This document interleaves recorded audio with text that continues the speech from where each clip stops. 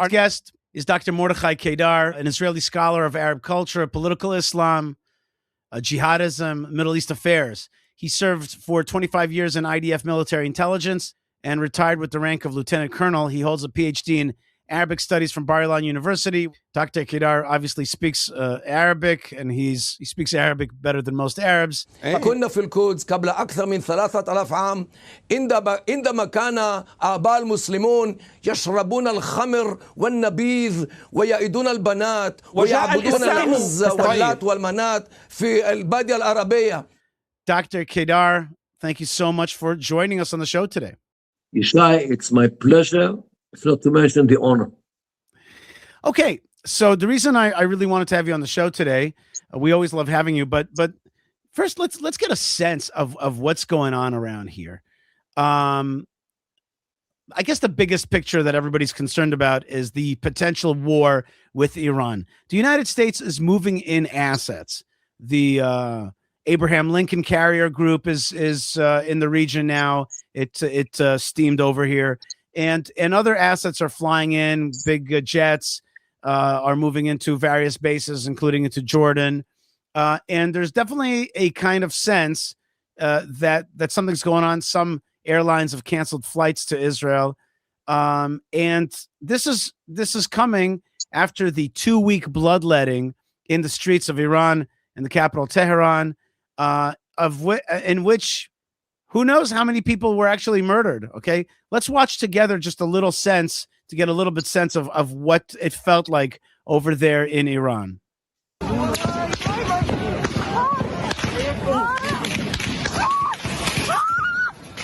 בתיעוד הזה שצולם ב8 בינואר והתפרסם היום, נראה הרגע שבו מתחילים אנשי המשטר לירות לעבר מפגינים במערב טהרן.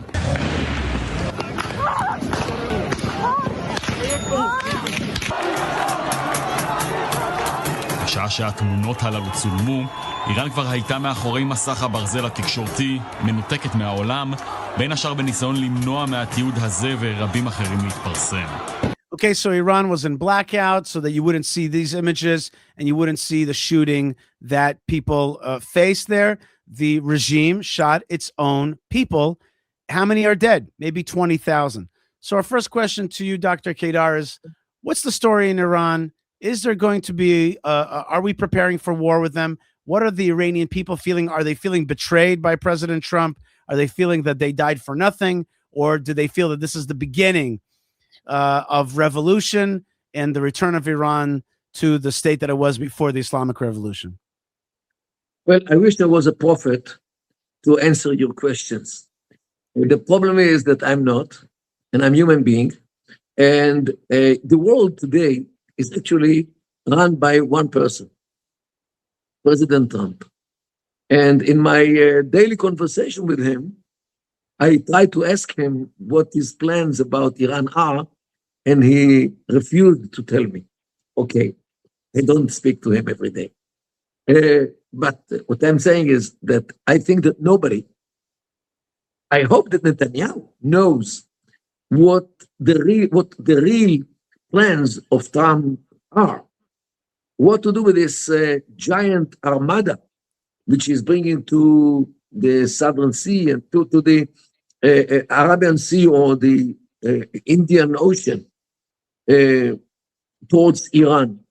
As much as I heard, he's bringing 2 giant aircraft carriers, 2, not 1, Abe Lincoln and the other one, Harry Truman, I think, and an whole entourage of ships, which are actually floating storages of bombs, of missiles, and of who knows what else. And this armada can destroy Iran totally, can flatten Iran with the earth if they only want.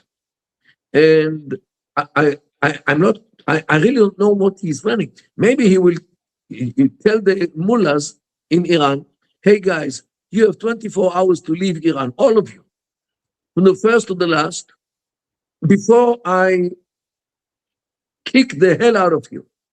But are the Iranian mullahs like the Syrian Assad? I have heard that IRCG mid-level folks are running away. But like, do you think that the Iranian mullahs are like Assad in that they would leave and be like, okay, you know, whatever, just give us the money and we're out of here? They don't seem to be that kind. Some of them will remain and will be shaheeds, or will be ready to be shaheeds, means martyrs, but many of them will run away. How do I know? In the previous rounds of violence, when they thought that they are going to collapse, many of them smuggled suitcases, but very, very heavy suitcases to Russia, to China, to other places. You know why those suitcases were very heavy? Because of the metal which was in them, means gold. These people have a lot to lose, and they don't want to lose it. So if Trump will give them the choice between running away within 24 hours or 72, I don't know, or face the consequences from under the, under the tiles, I believe that many of them will run away. When they feel that their regime is finished by a power which nobody can stop. They might rely on the Chinese or the Russians, I don't know. But, and I really don't know what the Chinese will do if there is such a threat. But let me tell you something. The more credible this threat will be, the more are the chances that Trump will not need to use it. Because the more credible it is, the more likely they will run away. Tell me a little bit about the Iranian people right now. Tell me what you know about the Iranian people right now.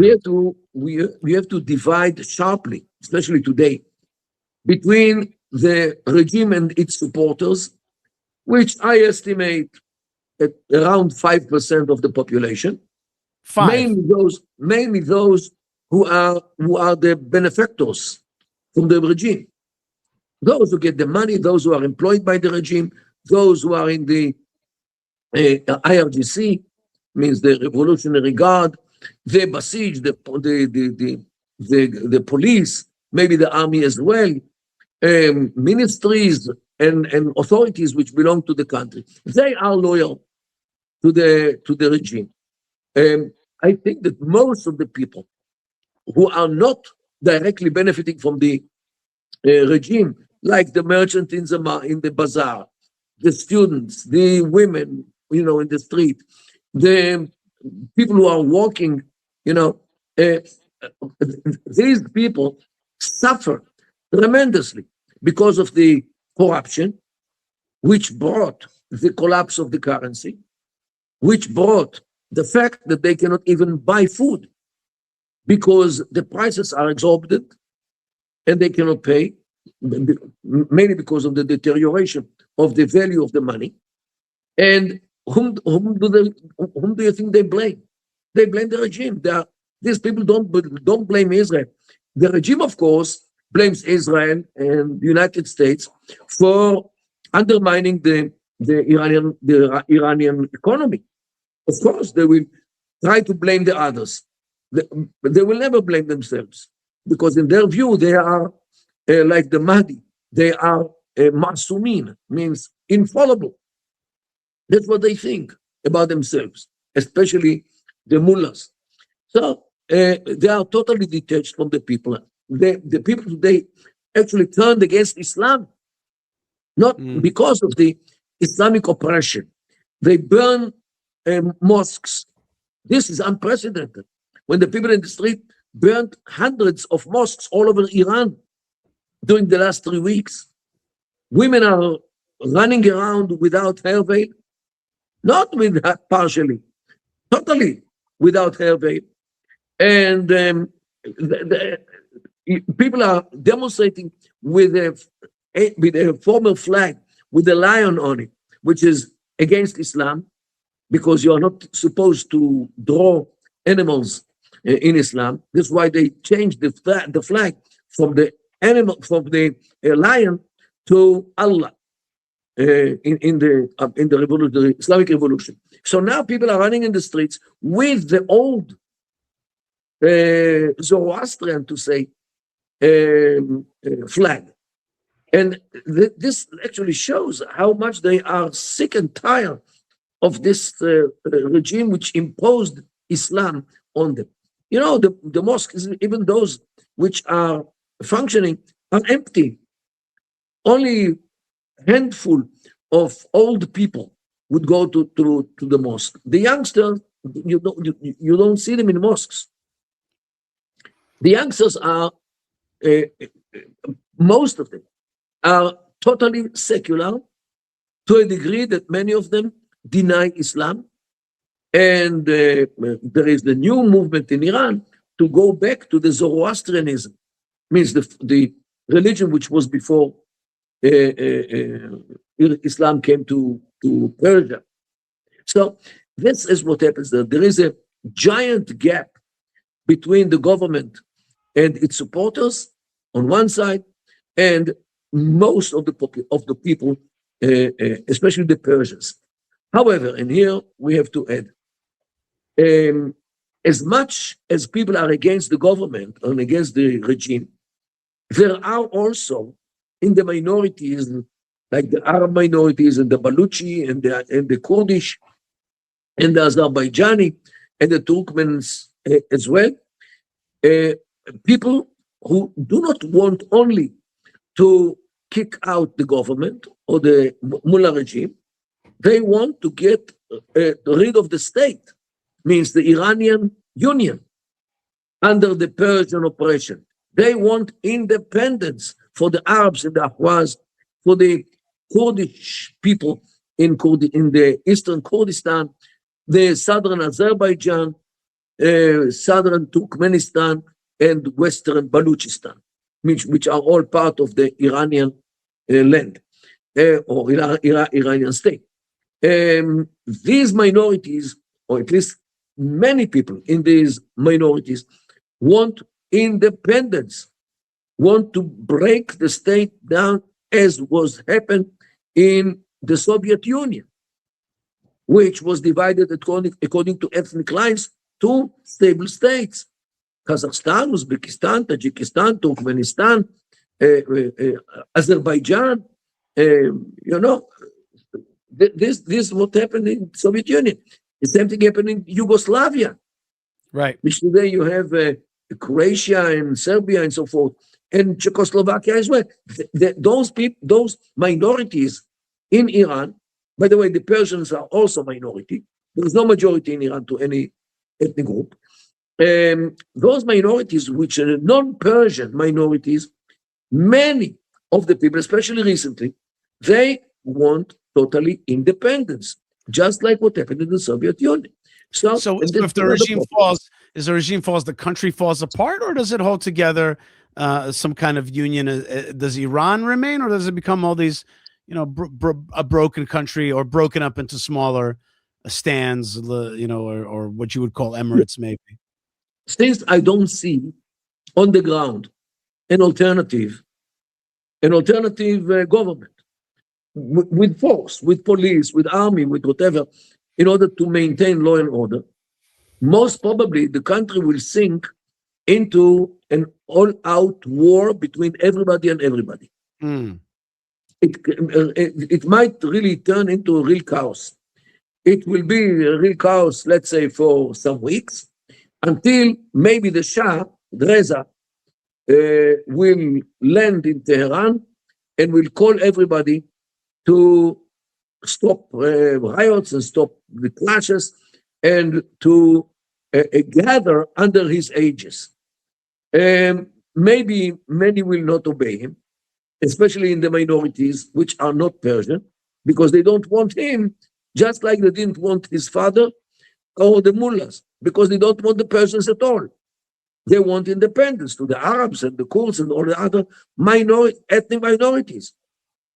So it might work with the Persians, it might not work with others. It will take time, and unfortunately lives of people until the system will rebuild itself or reshaped by somebody else, and until they will get their act together to do something which I wouldn't say everybody, but most of the people agree upon. It's more than clear that they want to get rid of the mullahs. What's the alternative?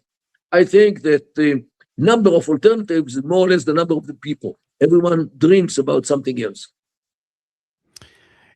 What's good for Israel? What's our dream for Iran? That it remains a united thing. I hear some people say, no, better to keep the mullahs, but just weaken them. Or maybe we had here Eliyahu Yossian. He said that the Americans don't want Iran to fall apart because they have signed a contract for $130 billion with the Saudis to supply them with weapons. So the Americans aren't really interested in the falling apart of Iran for economic purposes. So like, okay, but we're here, we're an Israel-based show. This is about Israel and its survival. That's what I'm trying to talk about here. So what's good for us? What eventuality do we want to see? First of all, if the Mullah regime is being removed, the world, not only Israel, the world will be a better place to live in. Because all the money which they poured on terrorism, not only here, look at Lebanon, a failing state only because of the Iranians or the Iranian interference between the communities. Look at Syria, what happened there as a result of the fact that Assad was in the bosom of the Iranians. Look at Iraq, look at Yemen, with the Houthis supported by the Iranians, and many other places, which like South America, which Iran is sending its terrorists with this money and the weapons and whatever they send. So the world will be a better place, much calmer, much more safe, if the Mullah regime is being removed. Whoever would be there will be better from this point of view, because they, means the mullahs, have this ideology to deteriorate the situation in the West, to destroy the West, because the West is the threat on Islam, according to what they see, because of the permissiveness in the West, because of the materialism in the West, because of the glamour atmosphere in the West, and which attracts the Muslim youth, and therefore they want to destroy the West. And it is a question is who will destroy whom? Will the West destroy them, or they will destroy the West? There is no way of coexistence between the mullahs and the West. Okay, so let's talk about a different regime that has fallen, something that I'm sure is, I mean, I'm just like, for a second, like, I'm sliding towards the personal. It must be an amazing thing for you to witness the Assad regime fall. I'm sure that in your army career and in your professional career, you've been looking at the Assad regime and assessing its danger to us. I tell people all the time that I remember when I was in the paratroopers in the years 95 and on, I remember we used to go to the bathroom. There used to be these posters that would say, Pita Surit. Here's how the Syrians make their tank formations and tank defenses. We'd study these things in order to know how to face this thing.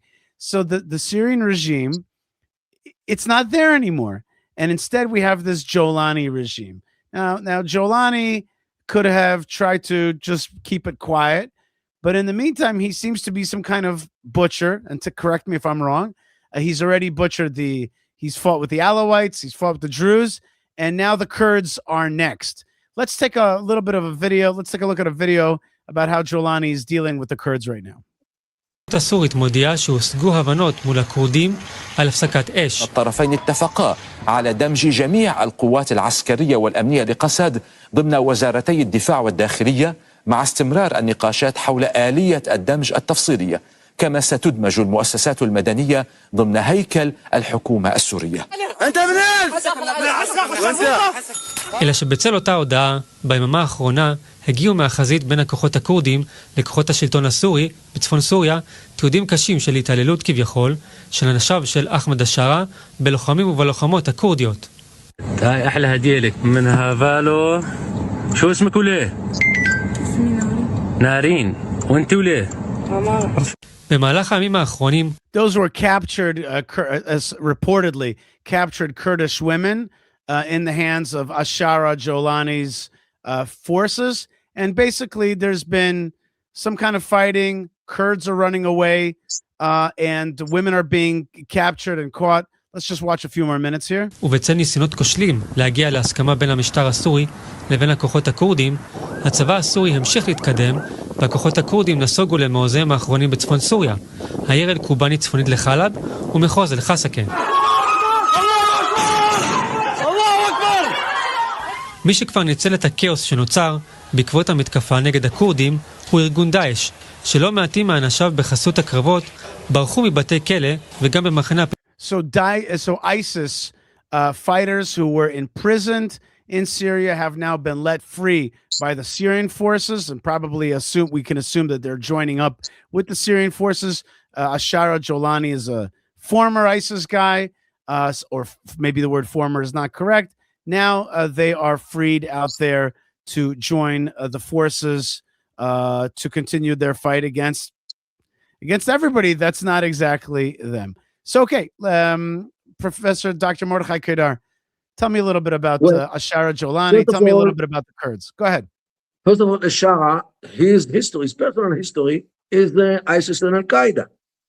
He is today in ISIS with a necktie and a jacket. This is what Jolani is. Wait. He's with a necktie and a jacket and perfume from Trump. And he throws basketball with American generals. He's not only is he with a suit and tie, he's in the halls of power in the White House. Right. And his best friend, which actually his mentor, Erdogan, is the person who enabled ISIS 10 years ago to become this monster. Without Erdogan's support, ISIS would not have been able to grow up to such dimensions and to be so vicious. All the volunteers which came to ISIS came through Turkey. Turkey bought oil from oil wells which ISIS operated, and this what gave ISIS money. Turkey enabled ISIS vehicles to enter Turkey and to get back to Syria in order to circumvent the government's forces. Turkey enabled ISIS people to bring money from other places to ISIS, to run ISIS. Without Turkey, ISIS would not have been as vicious as it was, as tremendous as it was, and as problematic as it was. And today, the ISIS veteran, Jolani, with the ISIS enabler, Erdogan, are dancing together, and Trump gives them the music. I mean, I'm laughing. But that's because of my Russian side. We laugh at dark situations, but this regime has already. This is a bloodthirsty regime. Am I right? Did I say correctly that they attacked the Alawites, they attacked the Druze, now they're attacking the Kurds? Is that correct? It's an understatement. Go ahead. Look, for them, once you are not one of us, means one of them, whether you're a Muslim or not, you are, you should be executed. Because only they have the right to live and to rule. And this is their crooked mind. More than 90% of the casualties of ISIS were Muslims. People who pray, people who go to Hajj, people who fast on Ramadan, loyal Muslims, but they were from different sect, or from different order, or from different group, and they weren't ISIS, so they were slaughtered in many cases. And this is how Sarah thinks about everybody, especially infidels like the Alawites or the Christians, Jews as well, and even the Kurds, which are not Arabs. They are pure Muslims, the Kurds. But both Erdogan hates them because he's Turkish, and Golani hates them because they are Kurds. So here you are. They are between the hammer and the hard place. Just give us another minute about the Kurds. I've spoken to many older Jews who lived in Kurdish areas. They always said to me that the Kurds were always good to them. There's always this sense that there is some kind of alliance between Kurds and Israel. And yet here's a people who seem to never get together to get a state, who seem to be hated by everybody, including Turkey and Syria and Iran. They just seem to be like, what's the deal? Why? And on the other hand, they also have this Turkish area in northern Iraq, Kurdish Autonomous Zone, and it seems to be flourishing, or at least last time I checked, it was flourishing. Just give me a sense a little bit about what it is to be a Kurd. What is the deal? First of all, the Kurds are a nation of estimated 30 million people, at least 30 million. This is the biggest ethnic group in the world which doesn't have a state. So it's the biggest. They are divided between Syria, Iraq, Iran, and Turkey, and oppressed in all the four countries, marginalized by the central government, which is the Turks and the Arabs, and the Iranians as well. They are suffering tremendously, the Kurds, wherever they live. However, they are divided. There are many groups which belong to the Kurdish nation, and they live far from each other. You know, part of them live in Syria, part of them live in Iran. It is far. And because of the distances, they find it very difficult to speak to each other because the dialects are different. Wow. So the Kurdish nation, although they all speak Kurdish, yet the dialects are so distinct from each other that in many cases they cannot even speak to each other. By the way, in the Arab world, it's the same situation. If somebody with Iraqi Arabic, he cannot buy a potato in the market in Morocco. Nobody will understand what he wants, and vice versa. A Moroccan who will find himself in the marketplace. But the difference is that the Arabs have countries. They have countries that they live in that protect them, and okay. But the Kurds, they're always living amongst other people. They're always being persecuted, and they have no peace. It seems, right? Because they did not invest time and effort in London in the beginning of the 20th century, when the world was shaped, especially after the collapse of the Ottoman Empire in 1917. They were not in London to make sure that their interests are being taken in account. Mm-hmm. The Zionist movement, on the contrary, had a very, very strong presence in London in those days. Of course, it was criticized, but it was essential for the state. Not only this, as you might know, pilots from the RAF, Royal Air Force, actually served in the IDF Air Force until Israelis could replace them. So this is what I mean.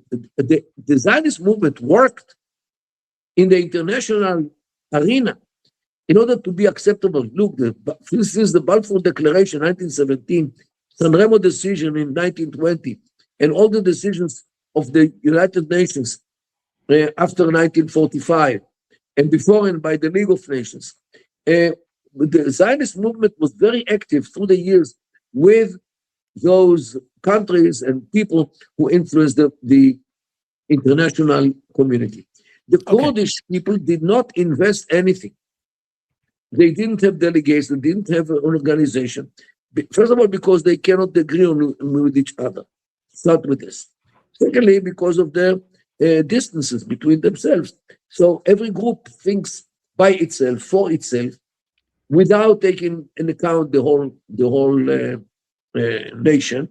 And this is why we always see, and I myself remember all kinds of settlements between the central regime in Syria and Iraq, by the way, with the Kurdish minorities in Syria and Iraq. Yet the Kurdish usually were with the lower hand because they didn't really know how to negotiate, they didn't know how to phrase things in English. So nobody really took them seriously. Unfortunately, this is the name of the game today. Dr. Mordechai Kedar, okay, we've talked about Iran, we've talked about Syria. I'm just asking you now, as a person who's got his finger on the pulse. In the end, intelligence, right, is not just an assessment of information. It's not just a gathering information. It's an assessment of intent and atmospheric. What's the atmospheric right now in the Middle East? What's by the way, just a quick deeper thought on that. I met a Rabbi Yaakov Wolf, who told me that the reason that prophets write history is because Rav Kook says that it's hard to know what the central theme of the time is. What is the major? What is the river that's really running? You think you think you know what's going on, but you're in a silo. I'm asking you, what's going on? What's going on right now? First of all, everybody in the Middle East holds its breath, waiting for what Trump will do, if he does, to Iran. Based on the clips which you showed and many others, based on the numbers of people who got killed during the last month in Iran, based on the military power which America will collect next to Iran, and the collateral damage which might be caused to some friendly countries because of this attack, like Israel, like Saudi Arabia, Emirates, Bahrain. They are shaking and shivering because of this possibility that they will be hit by Iran as some kind of revenge. And the Saudis remember very well what happened at 4 a.m. of the September 14, 2019. 4 o'clock in the morning of September 14,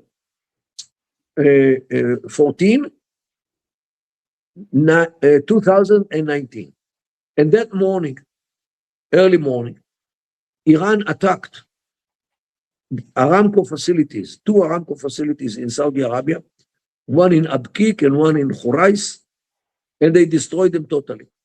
With the drones, it was a drone attack, right? With drones and missiles, which surprised, overwhelmed the Saudis, and the Saudis until this very day did not forget, and they behave.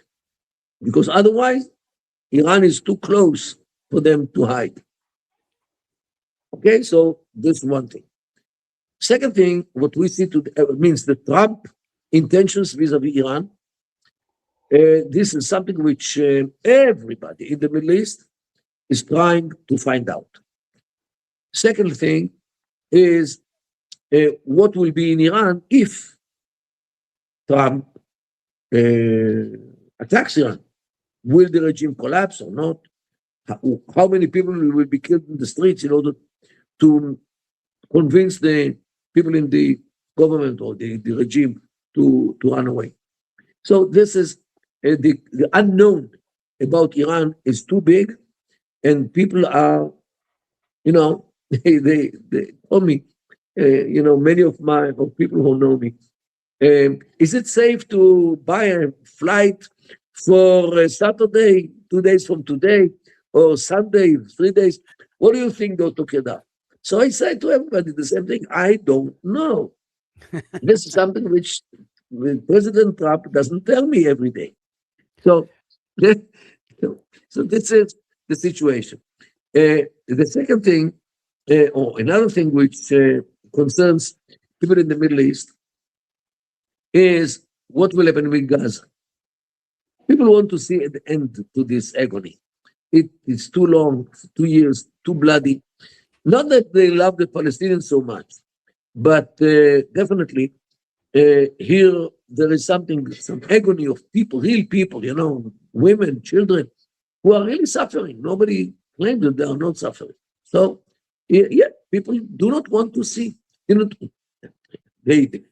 would see, but they don't want to know that there are people who are suffering in such a way for more than 2 years in Gaza. People want an end to this thing.